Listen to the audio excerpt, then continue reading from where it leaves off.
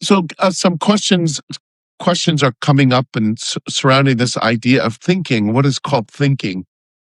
I want I want to distinguish a couple things for you because there's some confusion about what we're talking about when we're talking about thinking. Well, there's this type of thinking that you're aware of, which is what you use. We could call it your rational mind. It's this part of your mind that you use to figure things out. If you have a lock on a door that needs to have screws put into it and the faceplate added at a certain distance so the door fits together, all of these things that need to be coordinated and compared and contrast to each other, you have a part of your mind, which is your rational thinking mind, that you use to pose and solve problems towards your survival. That's part of your mind. You also have this other part of your mind that doesn't seem to be in so much under your control.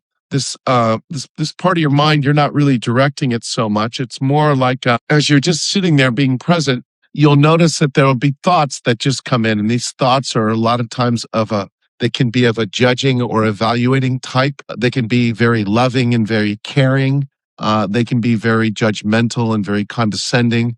They can be very self-incriminatory. They can be all different ways or form or, in different manners. But what you begin to notice is this type of thinking isn't thinking that's got anything to do with your volition. You don't have any control over this. And this is what creates some trouble for us or kind of makes us back up from this. So we notice that when we feel bad, our mind, our brain is like a receptacle or a radio receiver of frequencies that match or attract words or thoughts that match how we're feeling. So let me say it differently. If you're feeling crummy, you'll notice you have crummy thoughts you're attracting. If you feel meh, then you get thoughts that come into you that are like meh.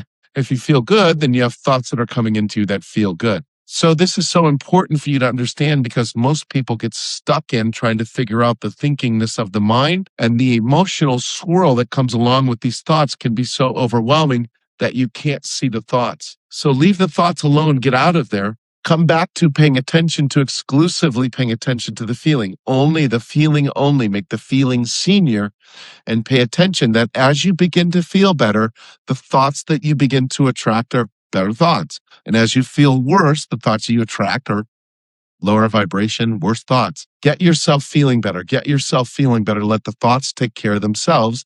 And when you don't feel good, don't entertain any thoughts because you know they're just going to be a match for how you feel. As you begin to regulate and coordinate yourself this way, you can allow yourself to be aware of when you're feeling good, you allow thoughts to come in and you entertain them. When you're feeling bad, you just don't get yourself stuck in your mind. You stay away from there. Why? Because you just set up a situation with yourself where you say, when I don't feel good, I don't listen to my mind. Because when I don't feel good, only thoughts that are negative that don't feel good come into my mind. So practice this, and what you'll begin to see is that you can, by this practice, start to get and create more momentum, more positive momentum by raising your frequency, meaning feeling better, and then allowing yourself to continue to attract better thoughts, better thoughts, better thoughts. As you see this, you'll start to see you can take more responsibility for how you feel. And as you feel better, the thoughts get better. As the thoughts get better, then more things that you want to experience start to come into your life for you to experience. Give it a shot, and I think you'll find it extremely powerful.